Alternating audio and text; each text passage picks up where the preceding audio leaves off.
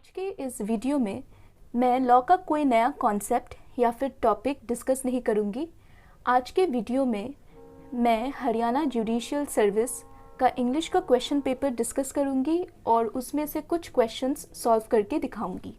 जैसा कि आप जानते ही हैं कि जुडिशियरी का पार्ट बनने के लिए, जुडिशियरी का मेंबर बनने के लिए दो रास्ते हैं। पहला ये कि आप लिटिगेशन में चले जाएं और प्रैक्टिस करें। कुछ सालों बाद एक अच्छा चांस बनता है कि आपको जुडिशियरी में एक अच्छा सा पोजीशन मिलेगा। फॉर एग्ज़ाम्पल, एक लॉयर जो कि 10 साल तक एक या एक से अधिक हाई कोर्ट में प्रैक्टिस करता है, वो हाई कोर्ट का जज बनने के लिए एलिजिबल हो जाता है। तो हम देख लेते हैं कि what are the two ways of becoming a part और मेंबर ऑफ द जुडिशियरी।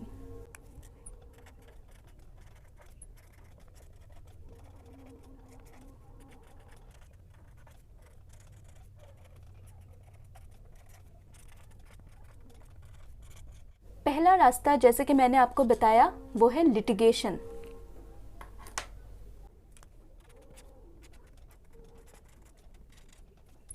दूसरा रास्ता ये है कि आप कॉम्पिटिटिव एग्जाम्स में पार्टिसिपेट करें और जुडिशियरी का मेंबर बने।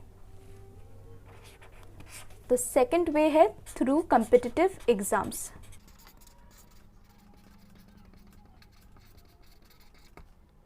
और participating in competitive exams.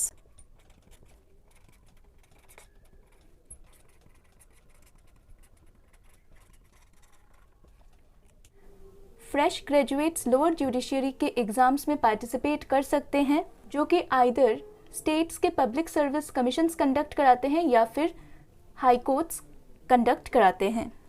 In exams में लॉ सब्जेक्ट्स के अतिरिक्त कैंडिडेट्स को टेस्ट किया जाता है इंग्लिश, जनरल नॉलेज और स्टेट के लोकल लैंग्वेज पर। हायर जुडिशियरी के लिए भी एग्ज़ाम्स कंडक्ट कराए जाते हैं। प्रैक्टिसिंग लॉयर्स जिन्होंने 7 साल तक प्रैक्टिस किया होता है, वे इन एग्ज़ाम्स में पार्टिसिपेट कर सकते हैं। तो ये था इंट्रोडक्शन, थोड़ा सा लंबा हो गया है पर ये ज़रूरी था। अब हम क्वेश्चन पेपर देखते हैं। ये रहा हमारा क्वेश्चन पेपर। आप देख ही सकते हैं, इसमें लिखा है Haryana judicial 2011 English question paper. तो ये 2011 का क्वेश्चन पेपर है। ये पेपर मैंने दिल्ली लॉ एकेडमी के साइट से लिया है। इस पेपर में मैक्सिमम टाइम है 3 आवर्स और मैक्सिमम मार्क्स है 200, जो कि काफ़ी ज़्यादा है। अब हम इंस्ट्रक्शंस पढ़ लेते हैं। Notes number 1, candidates are required to attempt all questions in the same seriatim as they appear, यानी कि क्वेश्चंस को हमें ऑर्डरली आंसर करना है, 1 by 1 आंसर करना है। सेकंड है marks are indicated against each question, यानी कि क्वेश्चंस के अगेंस्ट में उनका मार्क्स भी दिया रहेगा कि किस क्वेश्चन में कितने मार्क्स अवॉर्ड किए जाएंगे। थर्ड इंस्ट्रक्शन है no extra answer sheet will be provided, तो कोई एक्स्ट्रा आंसर शीट प्रोवाइड नहीं किया जाएगा, जो दिया जाएगा उसी में कंप्लीट करना है आंसर्स को। अब हम क्वेश्चन टाइप्स देख लेते हैं। पहला क्वेश्चन है right an essay on any one of the following topics in 1000 to 1100 words. तो वर्ड लिमिट दिया गया है कि 1000 से लेकर 1100 के अंदर ऐसे को लिखना है। ऐसे के जो टॉपिक्स हैं वो हम देख लेते हैं।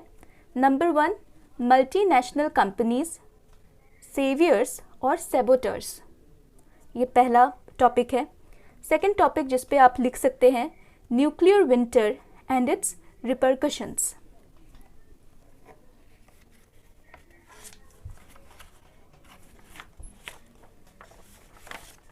थर्ड टॉपिक है राइट टू इंफॉर्मेशन, बून और बेन। फोर्थ टॉपिक है misinterpretation and misuse of freedom in India. Fifth topic है when money speaks truth is silent. तो ऐसे में जो मार्क्स दिए जाएंगे, ऐसे के जो मैक्सिमम मार्क्स है वो है 100 मार्क्स। तो काफ़ी ज़्यादा मार्क कैरी करता है ऐसे, क्योंकि 200 मार्क्स का तो क्वेश्चन पेपर ही है। सेकंड क्वेश्चन है make sentences using the following words. तो सेंटेंस मेकिंग क्वेश्चंस हैं। मैक्सिमम मार्क्स हैं इनमें 25 मार्क्स। वर्ड्स हैं जिनमें हमें सेंटेंसेस बनाना है, वो है reticent, desolate, circumspect, volution, gratuitous, exodus, inculcate, investiture, omnibus, maverick. Third question है, write a precis of the following passage of about 1/3 of the original length. तो एक प्रेसी लिखना है, पैसेज को पढ़ के एक प्रेसी लिखना है जिसका लेंथ ओरिजिनल लेंथ के 1/3 होना पड़ेगा। तो देख लेते हैं लेंथ कितना है इस पैसेज का। यहाँ से शुरू हुआ है पैसेज, आप देख सकते हैं, और यहाँ पे जाके ख़त्म हुआ है, तो काफ़ी लंबा पैसेज है। इस पैसेज को रिड्यूस करके 1/3 तक लाना है। इसके लिए जो मार्क्स, मैक्सिमम मार्क्स है प्रेसी राइटिंग की, वो है 25 मार्क्स। नेक्स्ट क्वेश्चन है, read the following para and answer the questions given below in context thereof, यानी कि कम्प्रीहेंशन। पैराग्राफ को पढ़ना है और उसके बाद जो क्वेश्चंस दिए जाएंगे पैराग्राफ से दिए जाएंगे, तो हमें पढ़ के पैराग्राफ को समझना है और फिर आंसर करना है। तो इसमें जो मैक्सिमम मार्क्स हैं वो है 25 मार्क्स। तो यहाँ तक 175 मार्क्स कंप्लीट हो गए हैं। और आज का लास्ट क्वेश्चन है, fill in the blanks and complete the sentence by using the correct alternative out of A, B, C and D। यानी कि गैप फिलिंग क्वेश्चंस हैं और इन गैप्स को हमें फिल करना है ऑल्टरनेटिव्स को यूज़ करके। यानी कि ये मल्टीपल टाइप क्वेश्चंस हैं। मल्टीपल टाइप क्वेश्चंस की एक खासियत ये है कि इनमें आर्ग्यूमेंट के लिए कोई स्कोप नहीं होता।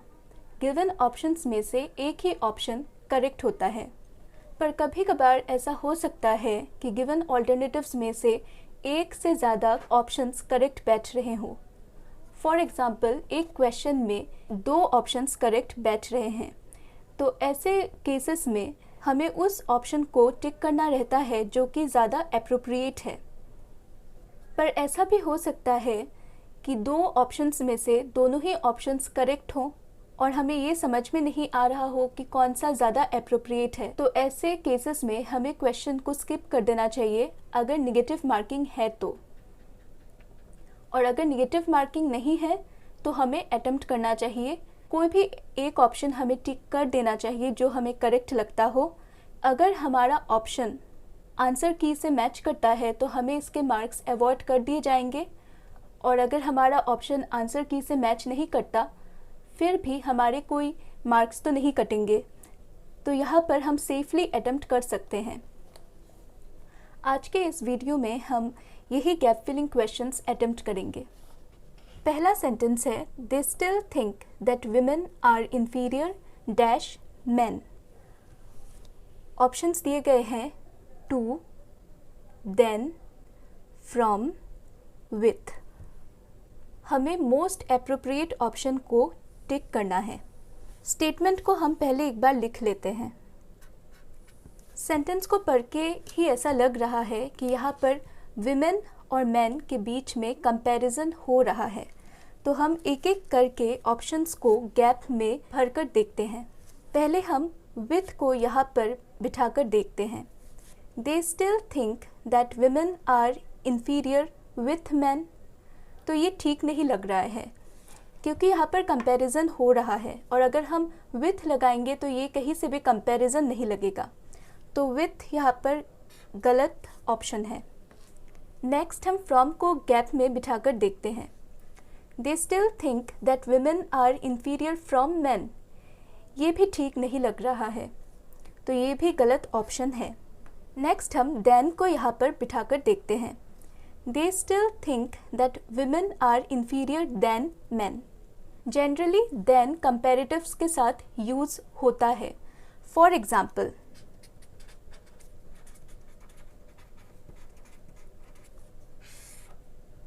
हम एक एडजेक्टिव लेते हैं टॉल।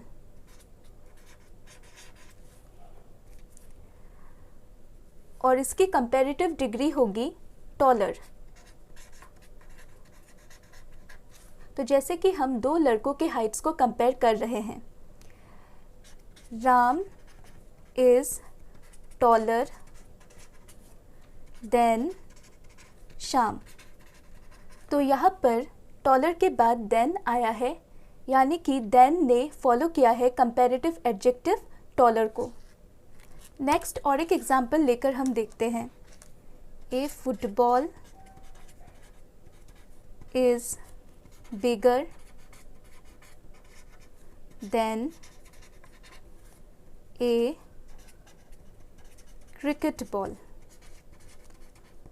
यहाँ पर भी कंपैरेटिव एडजेक्टिव के बाद आया है देन, यानी कि देन फॉलो करता है कंपैरेटिव एडजेक्टिव को। तो क्या हमारे क्वेश्चन में देन करेक्ट ऑप्शन है? They still think that women are inferior than men, तो आंसर है no, than is not the correct option. यहाँ पर करेक्ट ऑप्शन है टू। ऐसे कुछ कंपैरेटिव एडजेक्टिव्स हैं।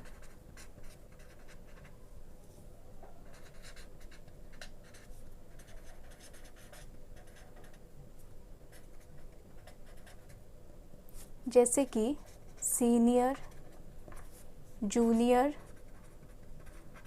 सुपीरियर, इंफीरियर, प्रायर, प्रिफर, इनके साथ हमेशा टू यूज़ होता है।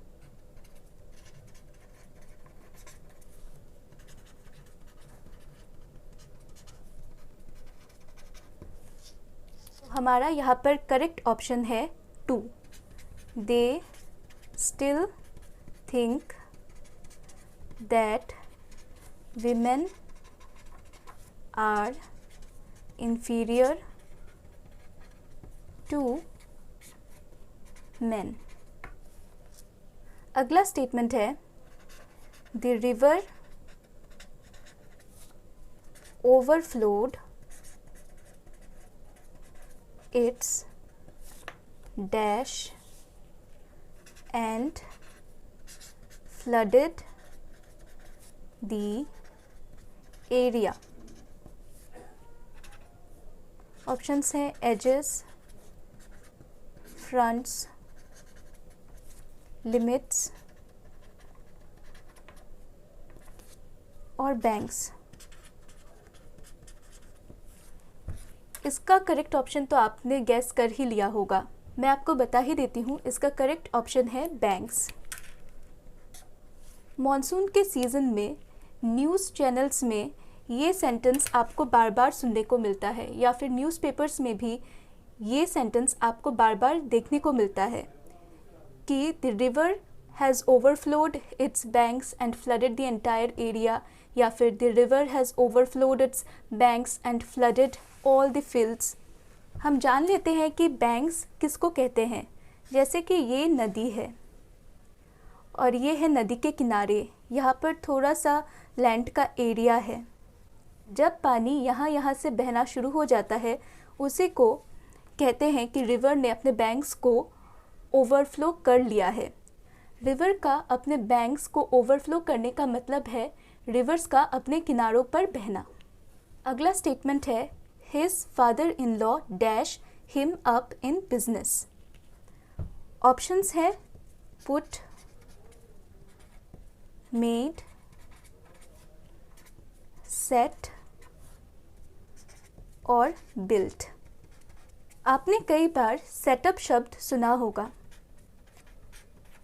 सेटअप का मतलब है एस्टैब्लिश। इस स्टेटमेंट में करेक्ट ऑप्शन है His father-in-law set him up in business। Setup एक फ्रेजल वर्ब है, यानी कि ये एक कॉम्बिनेशन ऑफ वर्ड्स है। जनरली ये एक कॉम्बिनेशन है एक वर्ब और एक प्रीपोजिशन का। जब हम इनको एक साथ यूज़ करते हैं तो इनके कई मीनिंग्स निकल सकते हैं। यहाँ पर इसका मीनिंग है एस्टैब्लिश करना, यानी कि किसी के फादर इन लॉ ने उसके लिए एक बिजनेस एस्टैब्लिश करके दिया, खड़ा करके दिया। फ्रेजल वर्ब्स इंग्लिश कन्वर्सेशंस में बहुत ज़्यादा यूज़ होते हैं और आजकल ये एग्ज़ाम्स में भी काफ़ी पूछे जाते हैं, तो हमें फ्रेजल वर्ब्स को जानना बहुत ही ज़रूरी है। ये जो फ्रेजल वर्ब्स हैं ये ट्रांजिटिव फ्रेजल वर्ब्स हो सकते हैं या फिर इनट्रांजिटिव फ्रेजल वर्ब्स हो सकते हैं। ट्रांजिटिव फ्रेजल वर्ब्स में हम इन दो शब्दों को अलग करके लिख सकते हैं, यानी कि इन दो शब्दों के बीच में दूसरा एक शब्द आ सकता है, या फिर नहीं भी आ सकता है, इनको एक साथ भी यूज़ कर सकते हैं या फिर इनको अलग करके भी यूज़ कर सकते हैं और फिर भी सेंटेंस का मीनिंग एक ही रहेगा। पर जो इंट्रांजिटिव फ्रेजल वर्ब्स होते हैं उनको एक साथ ही यूज़ करना पड़ता है, वरना इनका कोई मीनिंग नहीं बनता। जैसे कि ब्रेक डाउन। फॉर एग्ज़ाम्पल, अगर मैं ये कहूँ कि my computer broke down suddenly, तो ये जो शब्द है ब्रोक डाउन, इनको अलग अलग करके नहीं लिखा जा सकता, इनको एक साथ ही यूज़ करना पड़ेगा ताकि सेंटेंस का कोई सेंस बने। पर सेटअप को हम एक साथ भी यूज़ कर सकते हैं या फिर अलग करके भी यूज़ कर सकते हैं। जैसे कि हमारे क्वेश्चन में सेटअप के बीच में एक दूसरा शब्द भी आया है, हिन। अगर नहीं भी आता और सेटअप को हम एक साथ यूज़ करते, फिर भी सेंटेंस का मतलब सेम ही रहता। अब आपके मन में ये क्वेश्चन आ रहा होगा कि हम कैसे समझें कि किसी सेंटेंस में फ्रेजल वर्ब्स यूज़ हुए हैं या नहीं। इसका आंसर बहुत सिंपल है कि आपको जितना हो सके उतने फ्रेजल वर्ब्स को जानना ज़रूरी है। आपको जानना चाहिए ताकि आप इनका इस्तेमाल भी कर सकें और अगर एग्ज़ाम्स में आप देखें तो आप घबराएं नहीं और करेक्ट आंसर दे पाएँ। फोर्थ स्टेटमेंट है, the robbers were arrested and dash prison yesterday. Options हैं brought into, brought to, taken into, taken to। सबसे पहले जो हम कर सकते हैं वो है कि हम brought into और taken into को कैंसिल कर दें। इसका एक रीज़न है। into एक प्रीपोजिशन है जिसका मतलब है बाहर से अंदर का मूवमेंट, बाहर से अंदर का मूवमेंट। यहाँ पर into का कोई ज़रूरत नहीं है। into यहाँ पर सुपरफ्लुअस है, यानी कि एक्स्ट्रा है। तो दो ऑप्शंस तो हमारे कैंसिल हो गए। अब बाकी रहा ब्रॉट टू और टेकन टू। अब ब्रिंग शब्द का क्या मतलब है? इसका मतलब है जो स्पीकर है उसकी तरफ मूवमेंट, मूवमेंट टुवर्ड्स स्पीकर।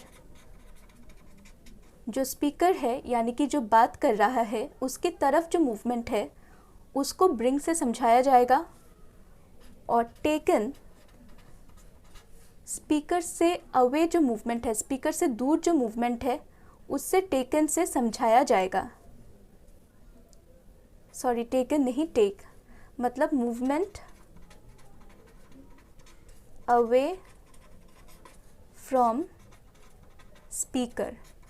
अब क्वेश्चन ये है कि स्पीकर का पोजीशन क्या है? क्या स्पीकर वहाँ पर प्रेजेंट है जहाँ पर रॉबर्स को लाया जाएगा, या फिर स्पीकर वहाँ पर मौजूद है जहाँ से रॉबर्स को ले जाया जाएगा? इस सेंटेंस को केयरफुली पढ़ने पर हमें ये समझ में आता है कि स्पीकर का पोजीशन यहाँ पर क्लियर नहीं है कि स्पीकर कहाँ पर है। तो इस सेंटेंस में ब्रॉट टू और टेकन टू दोनों ही करेक्ट ऑप्शंस लगते हैं, क्योंकि यहाँ पर स्पीकर एक ऑब्जेक्टिव स्पीकर है, उसका लोकेशन क्लियर नहीं है, वो ना तो यहाँ है ना तो वहाँ है। मुझे अगर इस गैप को फिल करना है तो मैं टेकन टू से इसे फिल करूँगी, पर ब्रॉट टू भी इक्वली करेक्ट है। पर अगेन एक क्वेश्चन अराइज होता है कि ये तो मल्टीपल चॉइस टाइप क्वेश्चन है, तो यहाँ पर एक ही आंसर करेक्ट हो सकता है, एक ही ऑप्शन करेक्ट हो सकता है, तो दोनों करेक्ट कैसे हो सकते हैं? तो जब हमने इस पेपर को रिव्यू करना शुरू किया था तब हमने इंस्ट्रक्शंस में पढ़ा था, वहाँ पर निगेटिव मार्किंग के बारे में कुछ लिखा नहीं गया था।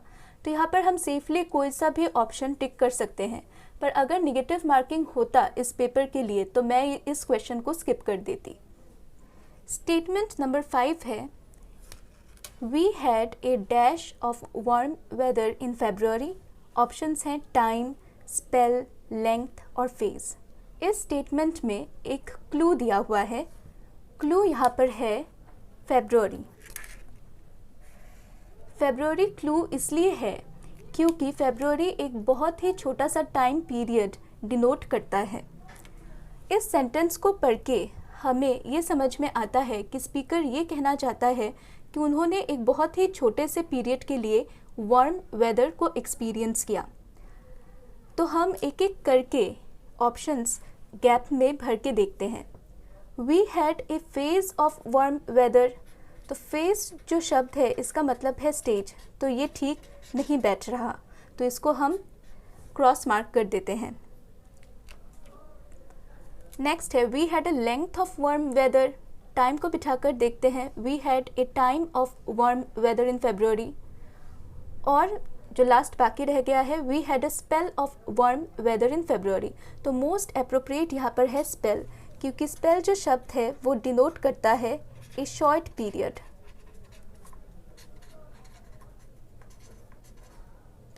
और इस तरह के सेंटेंसेस हमें बुक्स में पढ़ने को बहुत ज़्यादा मिलते हैं, जहाँ पर स्पेल शब्द को ऐसे कॉन्टेक्स्ट में यूज़ किया गया है। आज के लिए बस इतना ही। बाकी के 5 क्वेश्चंस मैं अपने अगले वीडियो में कवर करूँगी, जो कि मैं बहुत जल्द अपलोड करूँगी।